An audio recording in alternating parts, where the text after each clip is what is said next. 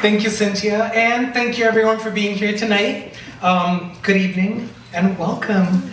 I am really honored to be hosting today's conversation. I am Martín Acuña. I am the Senior Marketing Manager at Ballet Hispánico. And joining me on this panel, we have Ms. Christy de la Cruz, Superintendent of School District 4, which is East Harlem. We have here State Senator José Serrano, who represents District 29, covering the South Bronx and Manhattan's Upper East Side, and serves as chair of the Senate's Cultural Affairs, Tourism, Parks and Recreation Committee. And Mr. Eduardo Vilaro, our Artistic Director and CEO of Ballet Hispánico.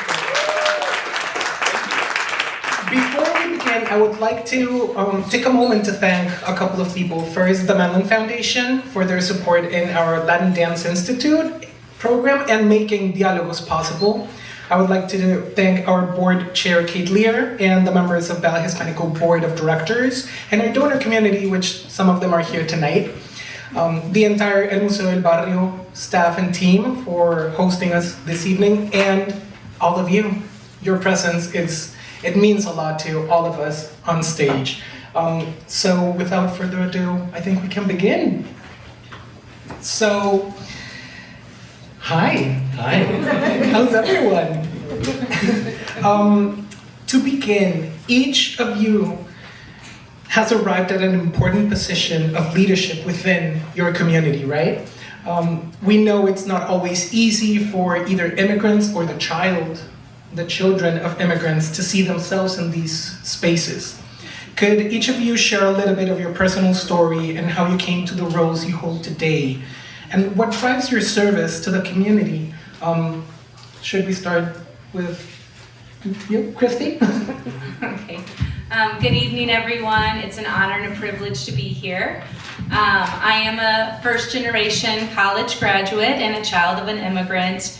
And the arts, I didn't realize how much I appreciated the arts until I realized that not everyone has access to the arts.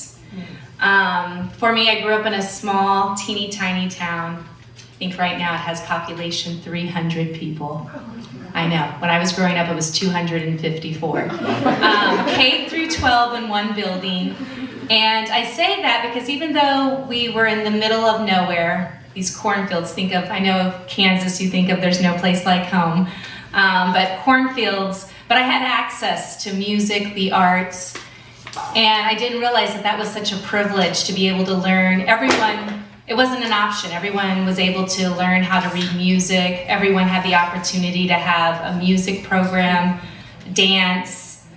It wasn't just you had to bring in your cultural background. It was something that was provided also as a part of the core curriculum for everyone. Learning what a kiln is and pottery. And so when I think of the arts and being a pathway to success, for me it was my flute, it was drama, it was marching band, it was dance, it was anything I could get a hold of that helped me realize that there were other ways to express myself. And so for me, being in El Barrio, I always say I love being a superintendent here in El Barrio because it's a place where the arts have always been a part of the essence of the community and the fabric. And so it's like I'm home here in El Barrio. Thank you, Christy. Senator? Well, thank you to Ballet Hispánico and to El Museo for hosting. This is really such a treat. And when I got the call that we would ask me to be a part of this, I was like, "What, are you kidding me? This is going to be too much fun." But so grateful to the history of Ballet Hispánico and the history of El Museo, and my good friend Christy, who I've known for many, many years. This is my 24th year in public office, and my 20... I know, nowadays you don't but you know, I have to stop saying that. But over these years, Christy has been such an amazing advocate for arts education in East Harlem, and it's wonderful to share a stage with you and Eduardo. And you know, before I was in public office, those years ago, I'm not going to say again, I worked at the Public Theater. That was my first job out of college, and I worked there for 6 years. And that was at a really pivotal time, sort of in the downtown arts movement. And what I learned then was that the arts were uniquely positioned to be a vehicle for social change, to be a discussion generator, and doing it in a way that no one else could, no other medium could, because the politicians were fighting all the time, the newspapers were only reporting bad things, all of these things coming together, yet in the theater, and especially at that time, in the late 80s and through the 90s when I was there, they were talking about things that no one else was talking about, like HIV/AIDS, the epidemic that was moving through our communities, and yet no one wanted to touch it, no one wanted to talk about it. So many other social justice issues that artists were courageous enough to weave into their work. And I saw that as a very natural fit or segue into public service. So when I ran for office, and not necessarily being comfortable with everything that came with being an elected official, but being chair of the Committee on Arts and Culture, being able to sort of be in this space with so many wonderful people that I meet and new friends that I meet throughout the years, I think it makes it more gratifying. And what I try to convey to my colleagues in Albany is that the arts are much more than something aesthetically pleasing. They're so much more than something that looks beautiful, but it gives us the emotional awareness to be better humans. And at a time right now when we're so stratified as a world, teaching our kids, our young students, about the arts as a way to better express or understand their social emotional side, I think is invaluable. Thank you. Thank you enough for talking about social change and the arts, because it's something that sometimes we don't really highlight in the arts. It's about the art, and making the art, and it's fantastic, and it is.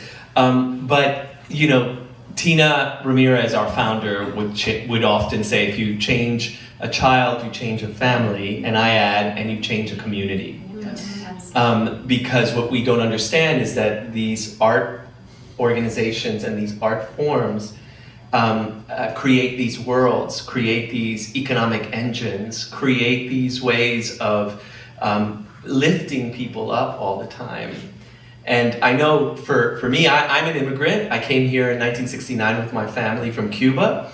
And, there are two things happen. In a Latino household, we don't talk about the arts because we live the arts. We're dancing, we're playing music. It's this interesting dichotomy. But you come to the States and there's this thing, the arts. And that's we can get into that a little later, how we move our community into that, because we're not the only community that deals with that. But I knew that I loved music. I loved dancing with mom in the kitchen. And then I was in a parochial school, because at that time in the 70s, the Bronx was a tough place, for those of you who were there or know about that, right? It truly was burning.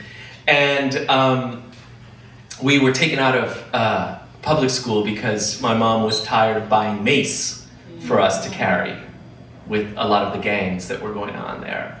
And so we were put into this little parochial school, eight grades. And when I got to 8th grade, they changed our teacher, which I was really happy because the nun was really tough who was there. And I was like, oh God, thank goodness. And we got this lay teacher, Mr. Abbott, and he was an actor and a director.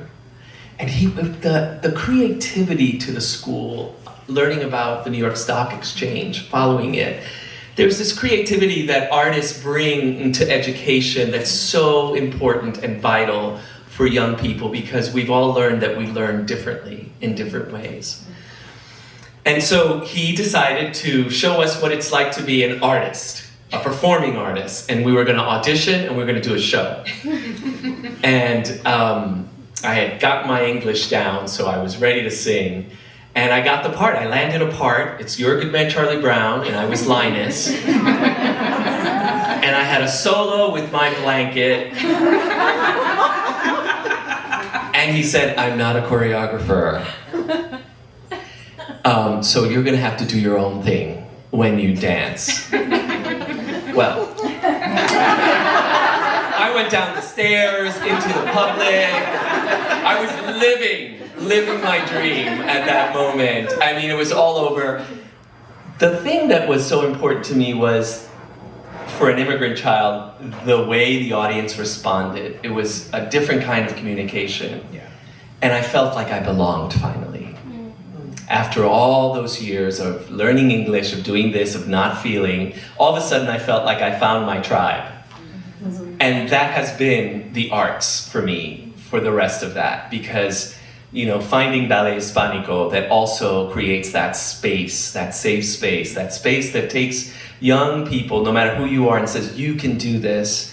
It's so essential for us to have the arts in schools. So this is the public announcement. We need artists as teachers in the schools.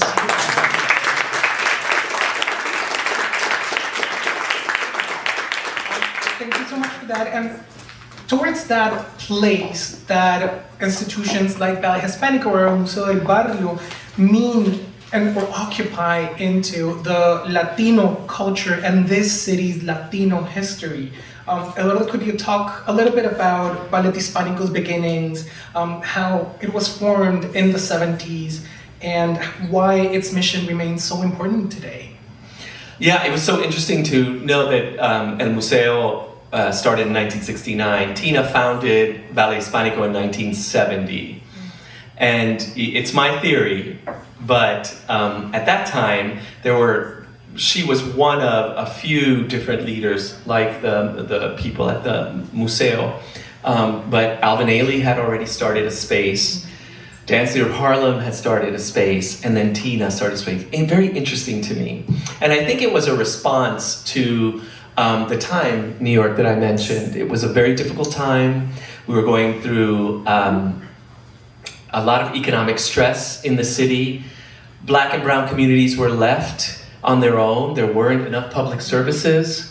The real estate landlords were trying to drive people out, and so, even at Ballet Hispánico, you go now, 89th Street's bougie, very nice townhomes. I remember when there was a crack house down the block. I do, and it was real. I mean, you see those pictures, and we were told, 86th Street and that's it, don't go up more because that's dangerous. It has changed, of course, but I think that artists, while they feel that they're doing a vision, they're also very much aware of the needs of their communities. And I think these leaders, especially Tina and Ballet Hispánico, wanted to create a safe space, not only to celebrate who we are as Latinos and Latinas and Latine people, but also to uplift the voices of artists. And the thing about Tina is just an amazing woman. She wanted to make sure those students got jobs. That was the number one thing at that time, right? So know that as an artist, you can make this a career. That's revolutionary. Yeah. It really is. I mean, right now, we're in it. We know, we understand, right? But at that time, in the 70s, wasn't the same. And so this space was created not only to nurture talent, but also nurture community. And I'm deeply humbled and honored to be able to keep this forward and pass it on to the next generation. Yeah, thank you, Eduardo. Mm-hmm. Senator Serrano, you've been a champion of the arts and the education and equity for many, many years. From your perspective, what is the importance of uplifting Latino voices through education and cultural programs of institutions like Ballet Hispánico or El Museo? And how does your work today help support and sustain that legacy of Latino cultures? Well, I think that's a great question, and I think it's very much related to what Eduardo was saying before about Latino culture being sort of synonymous with the arts, like we sort of just, that's just how our lives are. And we really do sort of not study it, we celebrate it, but it's also very much a part of our storytelling, part of our communication, part of our traditions, part of the holidays. And there's so many different ways that we express that. In a place like New York City, in East Harlem, in the South Bronx, Lower East Side, in places where you've had large concentrations of Latino diaspora that have been in throughout this region, and they moved to other places and so on. And we've longed for power, we've longed for political power, or at least a seat at the table, or at least to be heard or understood in a way that we felt was positive. Oftentimes the arts were one of the few avenues that were available for many of us. My dad, who spent many years in Congress, he got his start as an MC at a club in the around 1960 on Prospect Avenue in the Bronx. And he honed his stage skills, I guess,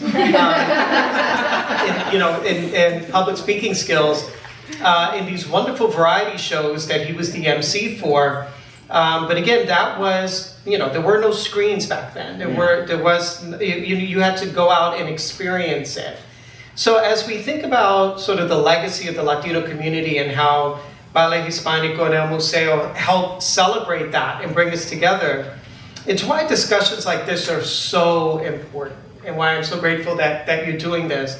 Because oftentimes we don't get a chance to pause and reanalyze how the arts are affecting us in positive ways, in ways that we need.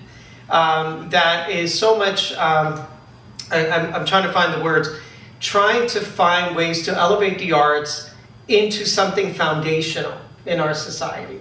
That when we look at a budget, when we look at legislation, when we look at different things, and we say, how do we empower our community? How do we empower not just the Latino community, but all immigrant communities, all communities throughout New York?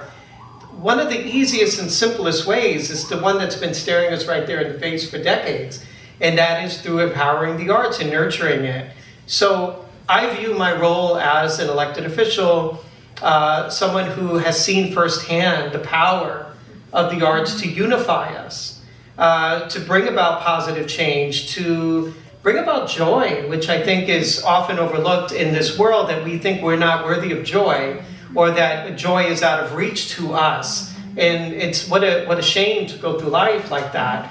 But when I think about the fact that we deserve joy, and that what Eduardo does and what El Museo does, and every time I'm here with Cynthia, I feel joy. And you know what? That's medicine for me.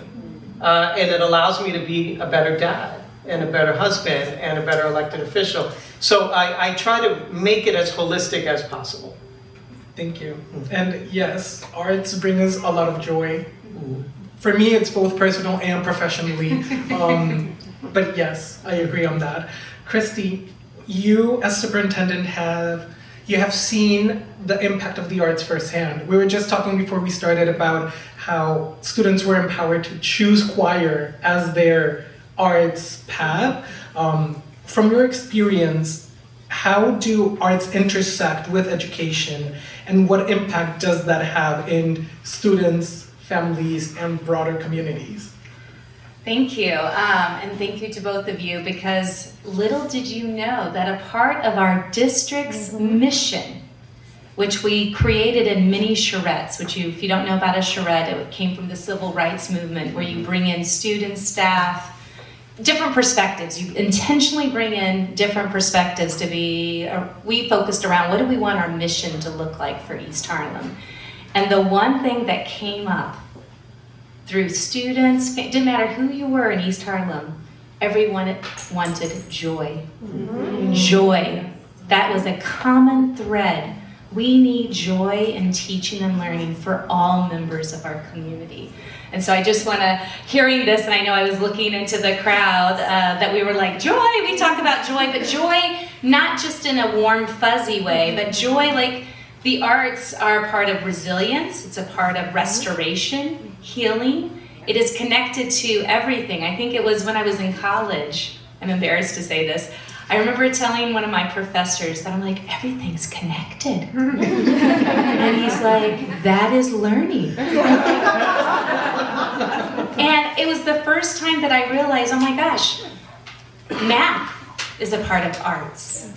The dimensions, the music, the beat, dance, the rhythm, right? But like, for us in East Harlem, the arts is a part of the fabric of who we are as people, but it helps create this cultural understanding, empathy for others, and social justice and activism. It's a form of expression. So for us, I think we all agree that it's beyond just an add-on. It's a foundation of the core of who we are, but to also be like healing for ourselves, to be like, it's okay to be who we are, to celebrate our identities, and to find a place where when you have joy in your heart, it can help you propel yourself. Our New York City Public Schools mission is about not only developing the skills and the knowledge necessary, but the confidence.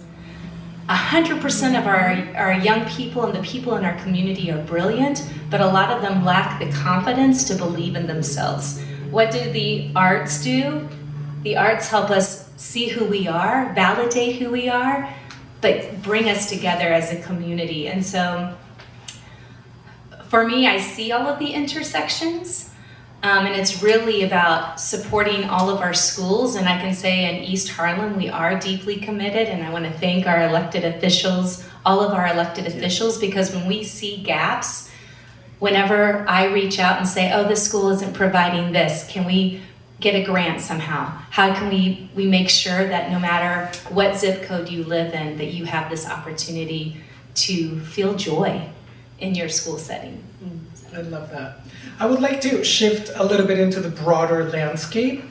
Today we're living through a new era of cultural tension. Some people might say that we are going through a new set of culture wars, marked by conflict over identity, values, and the vision of the future.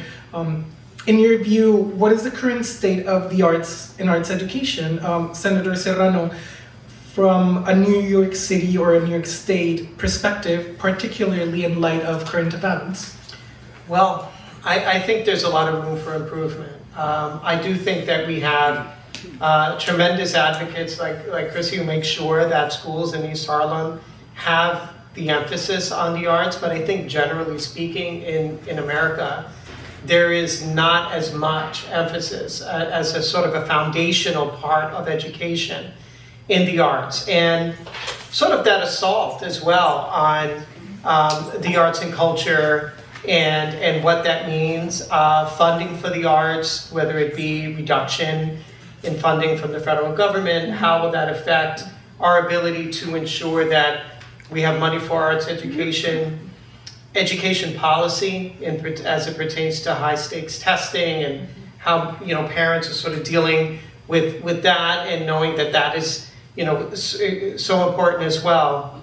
But I feel optimistic that as we move forward and as more and more people sort of get into the political realm or into the world of government, new faces, younger people who understand how the arts change their lives, that it now becomes part of their policy. One of the changes that I've seen over the years, interestingly, when I was first elected, the focus of arts education and arts funding seemed to be concentrated around elected officials who represented New York City. I've seen over the years that has changed, that there is a geographic diversity in other parts of New York State where elected officials from Rochester, from Buffalo, from up in the Adirondacks, they're fighting just as hard for arts curriculum, for legislation that pushes for arts mandates. So I do see that change, and when that groundswell continues, you do see the policy shift. And again, I think about the effect that an arts education can have on other subjects, and how it can ensure that we have more well-rounded adults that come up through our education system, and people who are much more in touch with sort of the diversity and the beauty of the world around us. Thank you. Eduardo, I wanted to ask you, from a national and cultural perspective, where do we as a community find solace and perseverance in light of today's cultural and social challenges? We continue to do what we're doing. I think that, as I said, Tina and other people, this was right at the end of the Cultural Wars, 1970s. They went through the Cultural Wars, and these artists decided to take a stand. They didn't back down. They said, I'm making this space for my community. And I think that that's what we have to do now. We continue to take space, hold on to the space we have.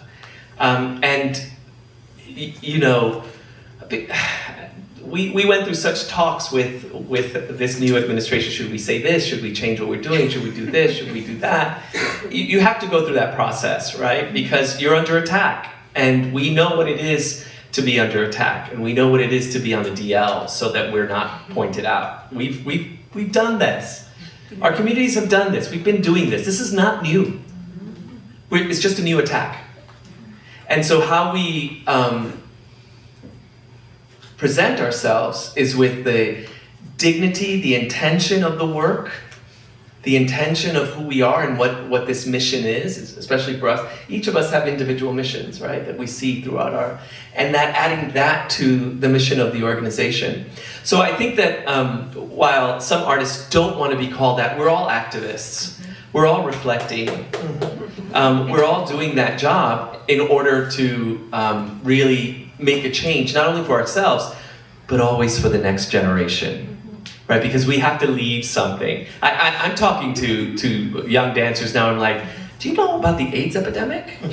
Let's talk about that. Let's talk about Reagan, and let's talk about because we've lost context. We have lost context, and it's time to really remind all of our generations, because there within lies, someone said, perseverance. And so for me, the perseverance in my world is the students come in, they get to the bar, and I'm going to give them the best class they've ever had that day. So they learn and they take and they do it over and over again, because that's the perseverance, standing in your own power and doing the work that you love to do. And that's so interesting because you just mentioned the Ballet Hispánico school, which has a plethora of students from ages 2 all the way to 98, if I'm correct. And all of them, because I've seen them leave the building high, a little higher, a little prouder of their background of the class. Yeah, and I'll just finish by saying that I think it's really important what you said, the connectivity of science, because there is a science to dance, to music, there is all of that. But there's so much more. We don't make artists, we make better human beings because their perspective is just open. Correct. Christy, how about from the city's education system perspective? So, again, we're in East Harlem, where social justice and activism is the core of everything. And when you talk about honoring the ancestors and the people before us, one thing that we're doing right now is Civics for All, where all 23 of our schools, we are creating such social-minded, unbelievable young people. I mean, they've always been amazing, but the fact that they now know their rights, so we've really been doing a lot. Everyone should know their rights. Everyone. Students, staff, parents, civics engagement, know that you have this right. How do we hold elected officials accountable? How do we stand up for what we believe in? And it has been life-changing to see children from 3 years old canvassing, campaigning, saying, I want a sensory room for my peers, or we deserve to have elevator access. And I know that they would do the same thing for the arts, which they have, like we deserve to be able to do this.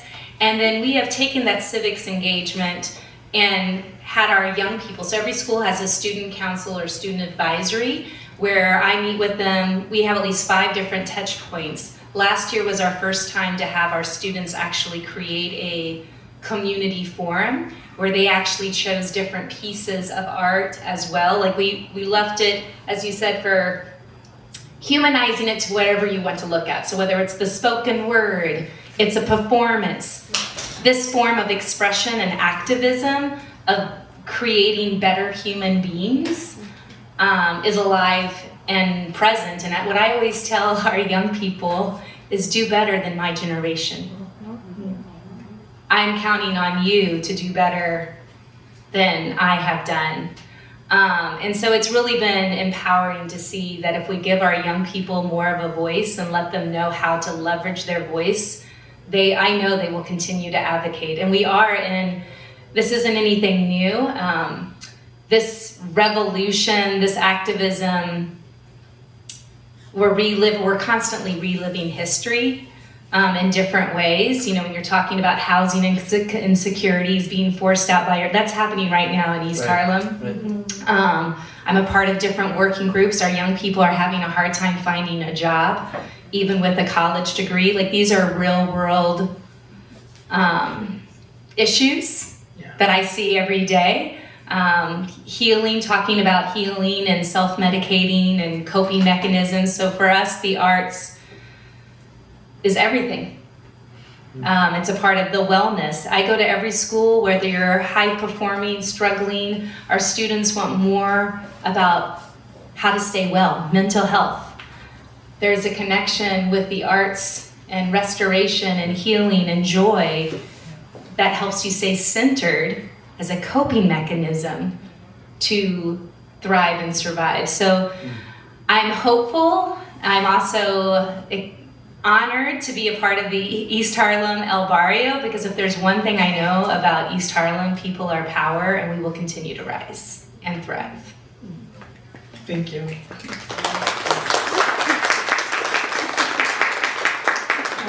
Before we open up to a Q&A, I do want to ask each of you from your areas of influence, Senator, what can be done from a governance and policy standpoint to pave a way forward?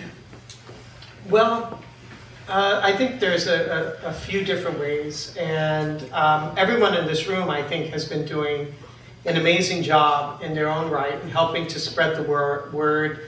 From my point of view, we've been pushing a lot of activism in Albany to really try to elevate the awareness of the arts. It's, funding is a big part of it, but there's more to it as well. It's also respect for the arts and an understanding that we can't live without it, we can't do without it. And I think I'm looking around and seeing a lot of familiar, friendly faces, and I know how hard you all work day in and day out, along with Ballet Hispánico and El Museo, and trying to bring forth that message. From my point of view as an elected official, we want to help remove the obstacles that could get into the way of you doing your magic, right? And it is magic, right? And we experience it, and we're part of it, and we learn from it. But elected officials, we're not going to create that magic. What we need to do is help foster it and create an environment where it can succeed.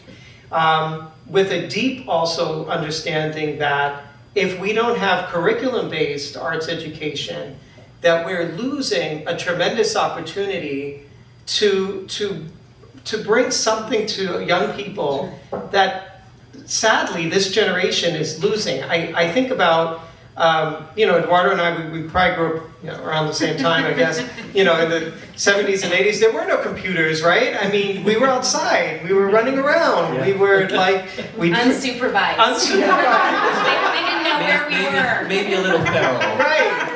No, we didn't even have cable television.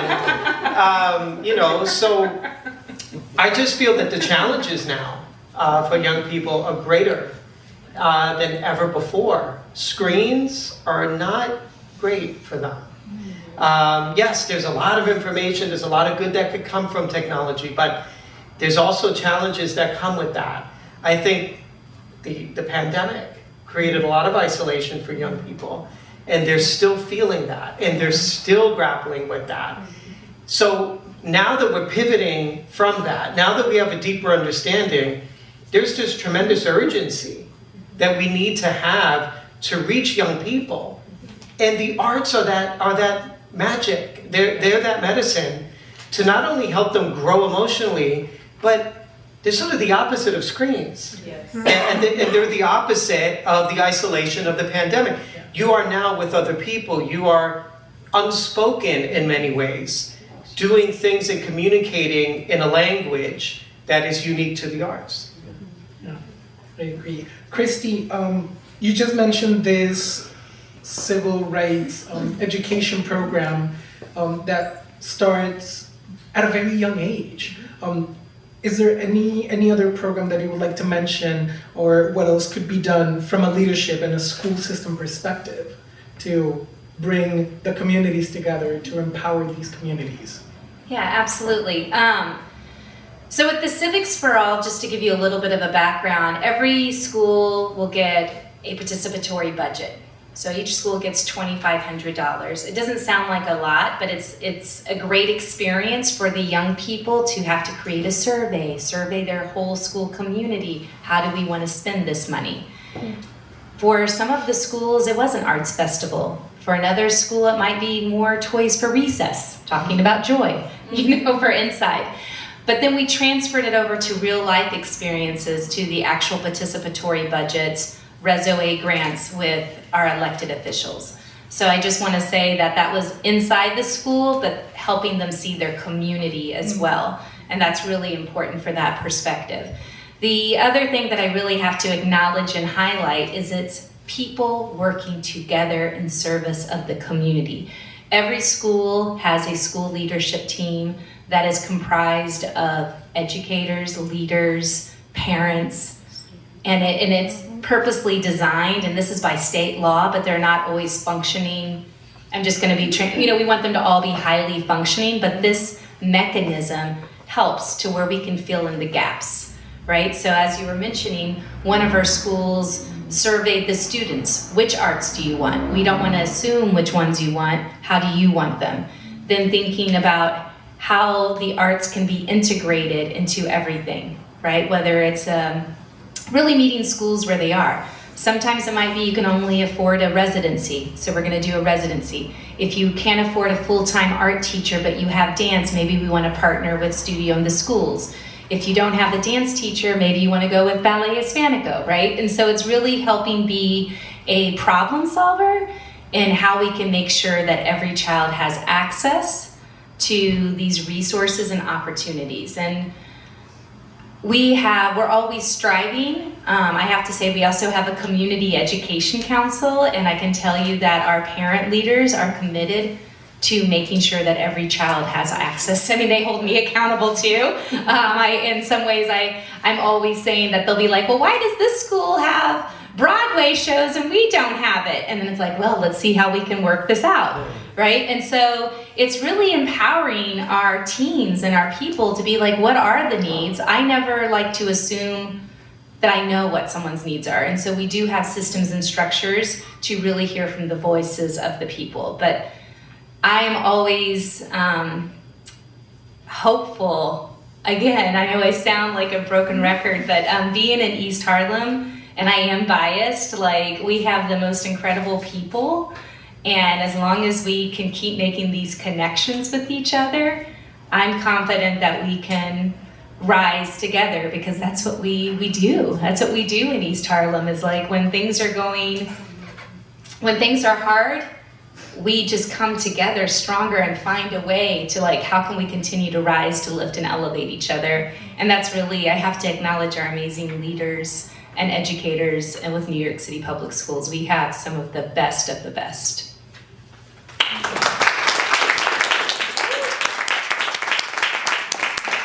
Eduardo, how about from a cultural and community building standpoint? Well, first I want to thank you, Senator, for saying that about the phones and the screens. I feel bad sometimes for even my son, my 18-year-old, that didn't get the stoop Yeah. right? You know, we created spaces of community in front of the stoop. You got your information, you got your news, you got who broke up, who didn't, what's happening in, you know, apartment 3F, because there was something that went on, right? There was this ability to come to, right? Bochinche Central. But what you learned was interacting with people. And I'm so fearful that we, you know, just like you can't drink until you're 21, I think there should be, you can't be on an iPad until you're something, until you've reached a point, because the development of the young child, I mean, we saw it, we caved in as parents, and I was like, oh gosh. Actually, in high school he got his phone, so at least we got up to there. But I think that we've lost a lot of those community spaces, and the arts are the answer. Because they can come together, and they can be out of their insular space, right? They're not focused solely on what I need to get out of this, but you know, we need to make sure that our students, our young people, understand what interacting with each other is about, what working as a community, as a team, and I'm all for, I realize that with my son, how great, how difficult it was watching him play football, but how amazing it was to have a team-centric spirit. Difficult, but they come together, and I think that's one of the things that I'm a big proponent of, is how we make the arts team sports. And if we can continue to push that idea that the arts are essential, that they're Americana, that they are part of it, right? Yeah. Because it's, you know, it's football, which is great, but Got that bunny. Sorry. I can't wait. I can't wait for it all. But I do think that spaces like El Barrio, spaces like Ballet Hispánico, and there's so many spaces, need to really understand their responsibility for our youth and for community, and that they're not, you know, these ivory towers that we grew up seeing and seeing that we weren't approachable for us. And that's the beauty of an organization like Ballet Hispánico. It was made to welcome, not to segregate. Yeah, and I'm sorry, Eduardo, I just got so excited. You were talking about football, and I was thinking about the Super Bowl and Bad Bunny, so I got really excited. Talk about arts, as social activism. Right, I mean, talk about taking back sovereignty. Yeah, right. I mean, that is just remarkable. Yeah. And I think that we all should learn from that. Because we can take it back. Yeah. We can take back our neighborhoods. Yeah. We can take back our art, everything that's been appropriated. And I think that I'm so glad that he's doing this and giving that example, especially because he has such a young following. Mm-hmm. Yeah. That show at the Super Bowl is going to impact so many young people that would not only see themselves in there, but it will bring a lot of communities together. So it's good. And those who aren't of the communities, I mean, all those TikToks of all these güeritos, voy a aprender español ahora, so I can understand better. I love that. Yeah. I'm all about it. And I think that there's something about an artist understanding the moment Yeah. and their responsibility in that moment. And of course he has a marketing machine and all that good stuff. Yeah, we get that. But it comes from him. Mm-hmm. He's the brain behind He's the everything. brain behind He's like, everything. I want this and I want that. You go figure it out how you're gonna do it. Right. I want that. Yes. I do want to open up the space to questions from the audience if there is any. Of course. First of all, thank you. This has been amazing. Hi, everybody. This has been amazing. I'm the board chair of Ballet Hispánico, and I'm so proud of Eduardo.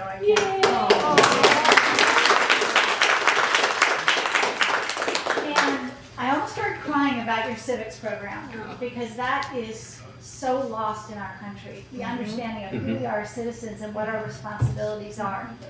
It's lost. People have no idea what what they are supposed to do living in this country and how fortunate they are to be here. So thank you so much for that. My question is for you, Senator. I know that our incoming mayor comes from an arts household, but I don't often hear him talk about the arts or the importance of the arts. Do you have a sense of what that might be in his administration? Will it be an important part, or will it just sort of take a back seat? I suspect, right, I mean, not knowing, I suspect it will be important based on, I think, some of the transition teams that he's set up on arts and culture. It seems to be a pretty robust group of folks that he put together.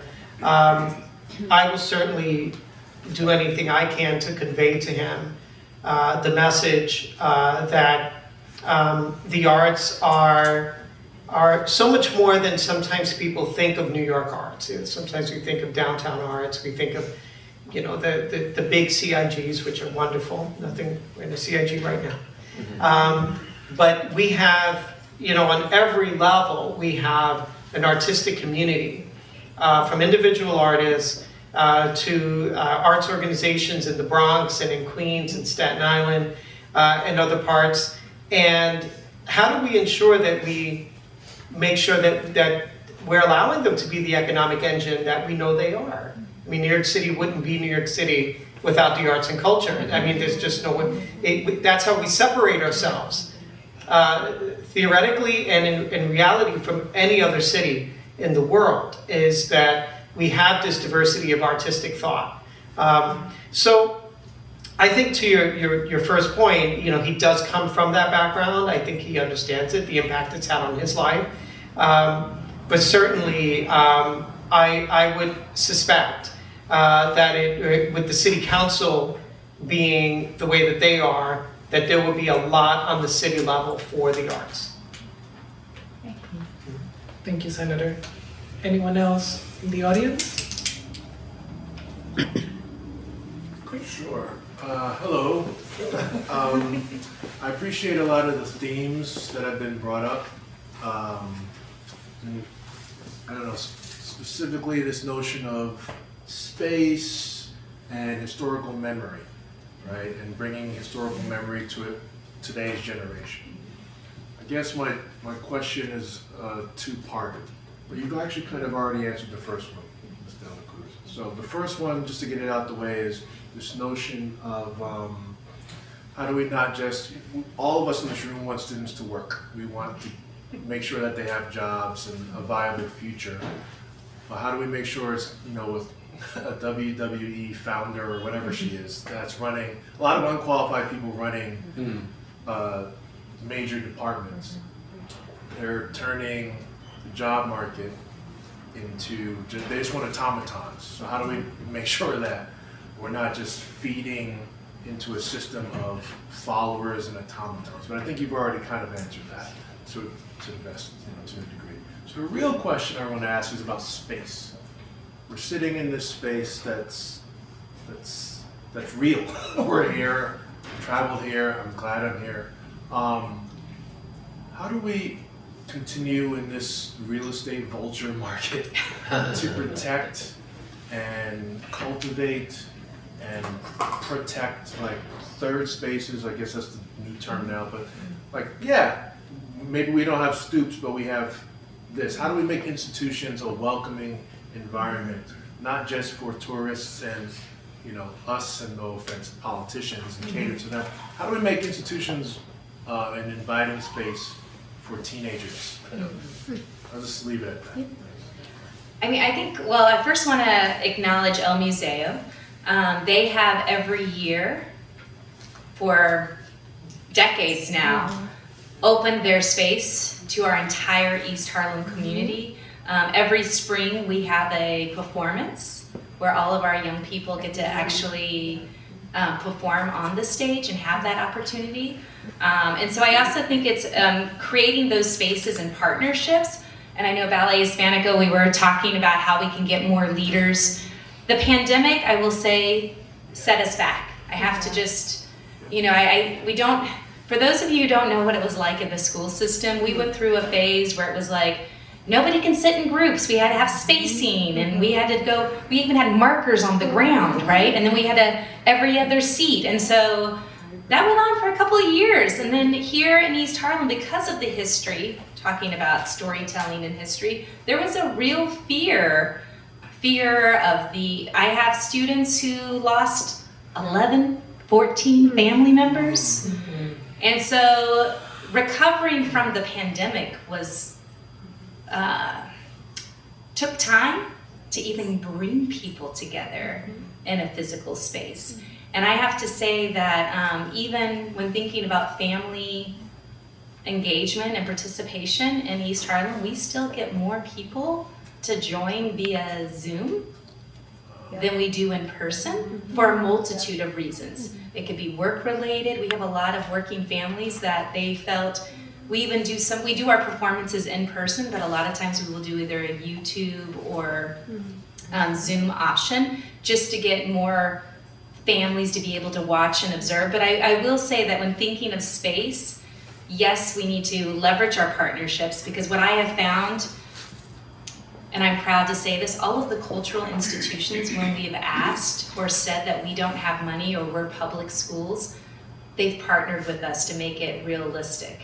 And so I think it's us doing a better job of asking, because you don't know until you ask, and to creating more spaces to where we can actually get people together, because I do believe in the importance of human connections. We need them we as human beings are social creatures, and there is a difference between being connected even now versus if we were in a virtual setting. But those are some of the realities of what we have faced, at least in East Harlem. I'm like looking at my leaders and my educators that are here today, because we're always trying to serve the community and see how we can leverage it. I will say food, which I know we're not, food, we can usually bring in more people. So we really started to make sure that we have food available. We have a lot of food insecurity right now. And so that's been, and I have to say that with New York City Public Schools, as long as we request 3 weeks in advance, we can get hot meals for any event that we do in our schools. You just have to put in the request to where we can have a hot meal for anyone in the evening. So, bless you. I'm gonna. Christine, yes. I was just going to piggyback on what the gentleman said about space. I think art education is about exposure. And I've personally never heard of Ballet Hispánico until today, or like last week until my principal sent me the information. A lot of these organizations, it's inaccessible for the students. Like the New York City Ballet, there's not even student tickets available for students to go. The New York Philharmonic always provides student discounts. The Met offers cheap tickets all the way to the nosebleed section. I think it's important for us to have exposure for the students to go to these places and see what it's like. It's a different experience than watching it on a screen. And every year I make a point to take my kids to watch an organ concert. It's like, I don't know how many of you actually attended or know what a pipe organ sounds like. So I take them to a synagogue every year. And then there's whole education about different spaces for instruments. Are there any like daytime spaces that we can go see a ballet in your organization, Eduardo, or? So I'm going to answer the question, the original question this way, and I think you're absolutely right. There are many organizations that are not open. When I first came to Ballet Hispánico, I said, okay, I'm from New York. We have block parties. We were out in the streets. And why are we needed to turn our building inside out. We needed to make sure that the work could be seen, and you can see it now, and that it's not closed behind doors. We have so many different kinds of programs. We have block parties. Yay. Where you come and you can dance and you can see a performance. We have a whole show at City Center just for families. It's affordable for families, called En Familia.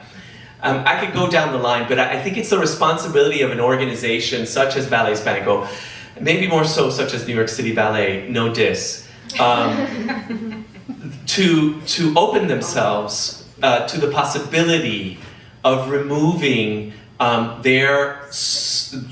they know as their space, and mixing it up and changing it, because there's space everywhere around. And it's not only about inviting, because sometimes people don't know because it's not in their sphere, right? Yeah. And so some of our organizations, mainly Black and brown organizations, were horribly underfunded for many years. And so some of us have reached this moment now where finally there's a bigger breadth. But we still served, whether it's scholarship, working with, I know that the city gives money to Dance NYC, we get some of that money, and then we can give young artists the ability to be in a studio. Space is big for dance. You need a specific space. And so that we are part, again, something else that was mentioned, partnership is very important in order to open space. Because then we can bring students in, or we can have the opportunity to give a young artist the ability to be in a dance studio. So I hear you loud and clear, and the call is for all arts organization to understand how they really open their doors in different ways so that the community knows what's available for them. If I could just also piggyback on what you were saying, Eduardo, I think the financial realities in New York City are so difficult right now. Again, thinking back to the 1980s when the city was not in as good a fiscal position, there was a lot of space for artists downtown in Soho, on the West Side. There was a lot of performance space, production space. It was inexpensive. Artists could find these things and these spaces and be a part of it. Now that real estate is so expensive in New York, and outrageously expensive in New York City, it's harder and harder for arts institutions to be able to do what they do and afford to do the programming that they really want to do. And there's a couple of ways that we can try to change that. I think Eduardo is on the right track. It can be part of the mission of institutions to ensure that there is programming that is culturally sensitive, that is actually inviting, brings people in, but also trying to find ways, at least the way I think as an elected official, I try to find ways to fund programming in different communities using different arts organizations that will be able to help them bring it forward. Because having worked in the arts, having worked in theater for 6 years, I have a tremendous amount of empathy for arts organizations that we think are flush with money, but they're not. And they can't really plan 2-3 years ahead because they're not sure if they're going to get that NEA grant in a year. There's now new stipulations on that. We don't know what the state government budget's going to look like. There may not be, the NISCA funding that we're counting on may not be there next year, whatever. So there is so much uncertainty built in. It's very hard for arts organizations to plan. So I don't say this as a way of making excuses or anything for anyone. I think all of us working together and moving forward with an understanding that bringing more and more people into these spaces and letting them feel vested. And I remember I said that at an Museo event last year. I think it was an event that was here where the community was in the auditorium. And I said, I want the community to feel that this is their home. That these places are theirs. And not, they're these kind of fancy, I don't want to, no, this is your place. And that could be the Philharmonic, that could be Ballet Hispánico, that could be the Met Museum. We own that, we are part of that. So I think changing that dynamic and fostering that discussion can help get about what you're looking for. Yeah. I want to thank you for your insights, your leadership, and your ongoing work on behalf of all of our communities. And I do want to thank all of you for being here tonight. I do think that time is our most valuable resource, so thank you so much for spending time with us.